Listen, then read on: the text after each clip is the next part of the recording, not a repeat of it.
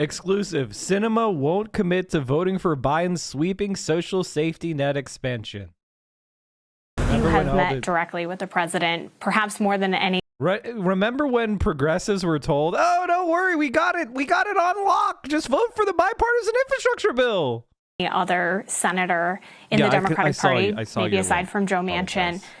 What lessons have you learned? What kind of negotiator is the president? And is it hard for you to tell the president, no, I can't do that? President Biden served in the Senate for a long time, so he knows how negotiations work. And he also, during this process, called me repeatedly and asked me to continue working with Senator Rob Portman and others in the G10 to find this bipartisan agreement, and showed a real commitment to wanting this bipartisan achievement, which we've accomplished. And I think the big challenge in front of us is for us to all work together in an accountable and transparent way to actually implement this law. Schumer has said he wants to vote on Build Back Better, that broader social safety net bill, before Christmas break. Are you prepared to vote yes when that comes to the floor? Well, I don't set the schedule for the Senate floor, and I'm always prepared to vote, and to vote for what's right for the interests of Arizona. I personally believe that the best way to create legislation is to be thoughtful and careful so that we're crafting legislation that truly represents the interests that we want to achieve and that creates a benefit and helps people all across Arizona and the country. So that's what I'm working on right now. So it doesn't sound like you're quite a yes yet on the version that just passed the House of Representatives. We were told she was a yes. I was told that Manchin and Sinema were a yes on Joe Biden's Build Back Better framework. I mean, Hutch was celebrating it as practically already enacted yesterday. But here we are, Sinema's saying she's willing to vote anytime. It's almost like they haven't done anything.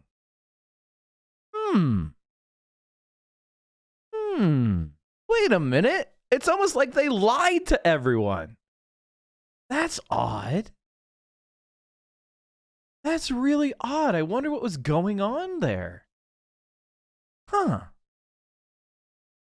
What changes do you want to make? Well, folks know I don't negotiate in the press, so I'm not going to do that with you. I know one of the things that you made clear very early in the negotiation with the president and your majority leader was that you were not going to support raising the corporate tax rate a single point. Did you feel like at any point they weren't taking your comments seriously, given the fact that they were promising for a long time that this was going to be part of the bill? You know, I don't really spend much time thinking about what other people are saying publicly. What I really want to focus on is how to get to a solution and solve a problem that matters to everyday folks in Arizona. And people back home in Arizona know that I am committed to ensuring that any legislation we pass retains America's competitiveness. So I won't support any legislation that increases burdens on Arizona or American businesses and reduces our ability to compete either domestically or globally. And so I want to make sure that if we are crafting legislation, we're doing it in a lean and efficient way that's fiscally responsible and doesn't impact things like inflation or make our businesses less competitive. So you've been criticized from progressives who say you're standing in the way of what we've been campaigning on for years, whether that's repealing the 2017 tax cuts, whether that is changing voting rights laws. What do you say to progressives back home who are disappointed in the job that you're doing here? Well, I'm serving in the exact way that I've campaigned on over the last near decade that I've served in Washington, D.C. And when I ran for the United States Senate in 2018, I told the folks of Arizona what I would do, that I would come to the Senate, try to find bipartisan solutions, be an independent voice for Arizona, and always put everyday people in Arizona first. I would say that's exactly what I'm doing. And that's an absolute pathetic lie. She campaigned on reducing the prices of prescription drugs. She scuttled the negotiation of prescription drugs. Here's the thing. This is what the law was. Medicare, our government was not allowed to negotiate the prices for the products it was buying when they're pharmaceuticals. The VA can, but Medicare can't. That's going to cost us $500 billion over the next 10 years. She's against that. How could you be against the government negotiating for a better price for the taxpayer unless you were corrupt? Period. Dot. That's what it is. Higher prices for drugs, higher prices for Americans. That's what she did. She campaigned on that? Right now, the minimum wage in Arizona is, what is the minimum wage in Arizona right now? $13.25? Minimum wage in Arizona is $12.80. Starting January 1st, employers across the state will have to pay workers at least $12.80 an hour. Right now, the federal minimum wage is $7.25. She was opposed to a $15 minimum wage that would not have increased the minimum wage in Arizona at all. In other words, she was against a $15 minimum wage, and it would have made Arizona more competitive because if everybody would have had to pay the same wage as Arizona was paying, because, by the way, that $15 minimum wage steps in over a few years, right? It doesn't instantaneously go to 15. It's like 10, 11.50, 13.25, then 15, right? It steps in over 5 years or something like that. So she blocked that, and then it was adjusts with inflation. So they never have to pass another minimum wage from inflation alone ever again. The minimum wage will just keep going up with inflation, right? Well, she blocked that, even though that means that Arizona is going to be outcompeted by other states being able to be the race to the bottom and possibly pay less than a $50 minimum wage. Why is she against that? If it's for the people of Arizona, why is she making Arizona less competitive to, say, Alabama? Whoops, that's another lie.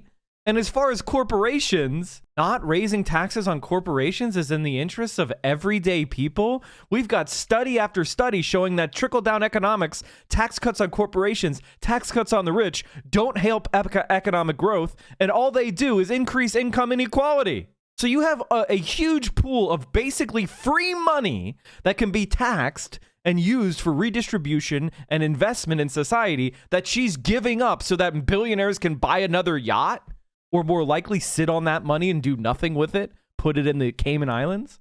She's just an outright liar. This is a Republican. The ways that you negotiate and talking with your colleagues is that you're pretty forthcoming about where you stand on something. We talked about the corporate tax rate. Why do you think it is that your leadership sometimes overpromises? Do you think that that's a problem for voters and for the Democratic Party?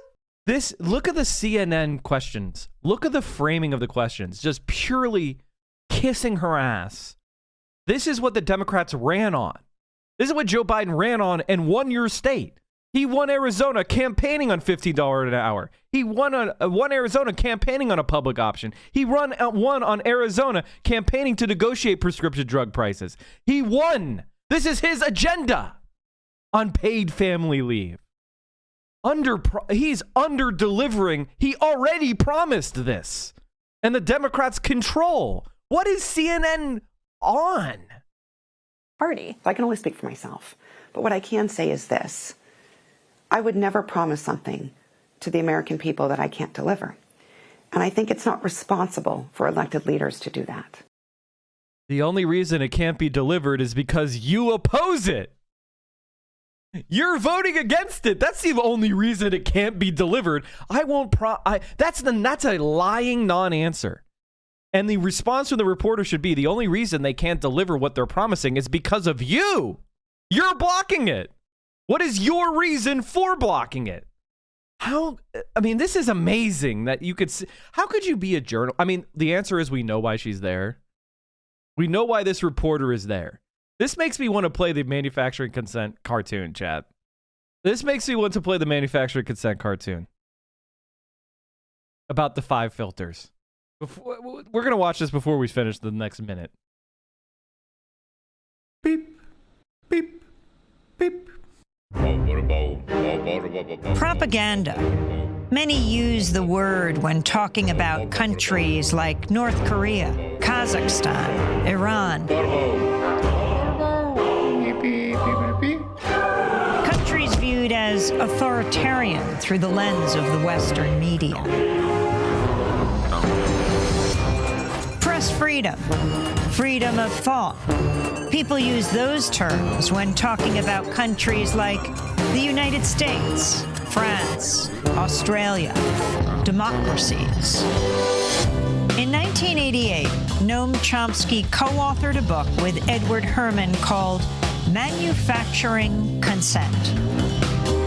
It blasted apart the notion that media acts as a check on political power, that media inform the public, serve the public, so that we can better engage in the political process. In fact, media manufacture our consent. They tell us what those in power need them to tell us so we can fall in line. Democracy is staged with the help of media that work as propaganda machines. And this is objectively Media true. operate through 5 filters. The first has to do with ownership. Mass media firms are big corporations. Often they're part of even bigger conglomerates. Their endgame, profit. And so it's in their interests to push for whatever guarantees that profit. Critical journalism takes second place to the needs and interests of the corporation.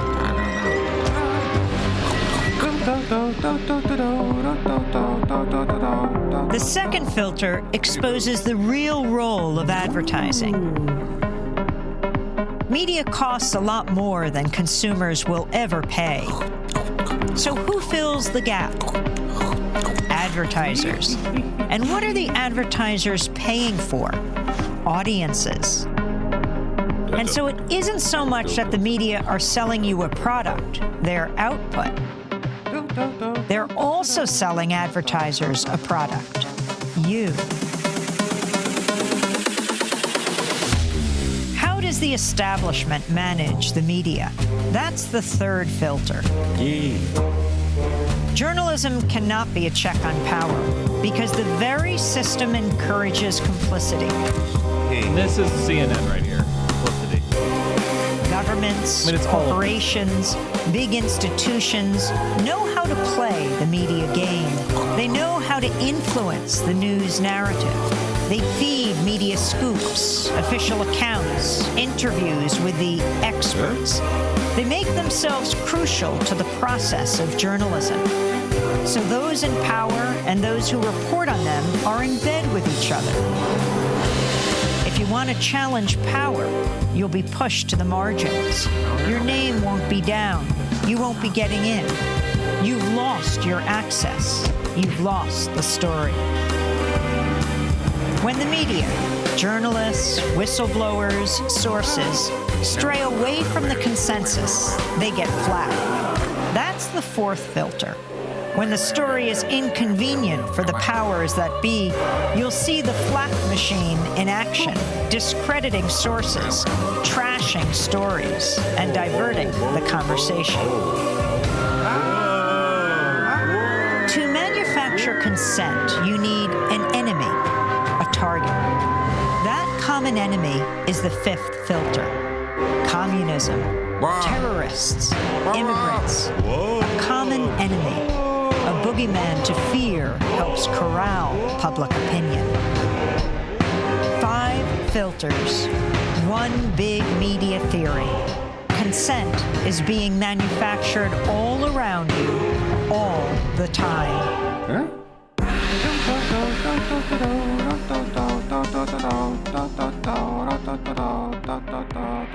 Bitty boo, bitty boo, bitty boo.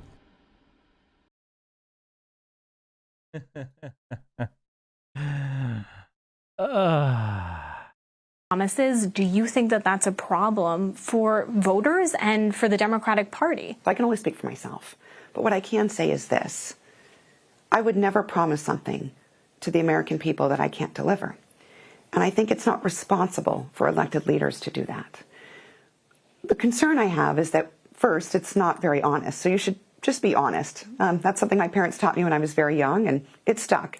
Some of your colleagues, Jesus some of Christ. them progressives, think that you're kind of an enigma, that they're not sure where you stand on any one issue What? while you're in the middle of a negotiation. We know where she stands for the corporations. They say this is like she's cool or something. No, we know you're going to go with whatever the lobbyists say. Do you think that that's a fair criticism of you? I think I'm very direct, and I am very upfront when I talk to folks about what I believe in, what I can support and what I can't support. So I think there are some people who just don't like what they're hearing, and maybe they use other terms to describe it. But folks in Arizona know that I've always been a straight shooter and always will be. Would you be willing to vote with Democrats to hold up the president's mandates? Well, I'm not going to tell you those things. What I will do, though, is make sure that I'm voting in the interests of Arizonans. Now, folks back in Arizona know that I'm a strong supporter of this vaccine. I encourage all Arizonans to also get vaccinated so that we can return to the lives that we love and be able to share those important moments of both joy and sorrow with our family members. Like she thinks she's a good And what is fascinating about it politician. is that,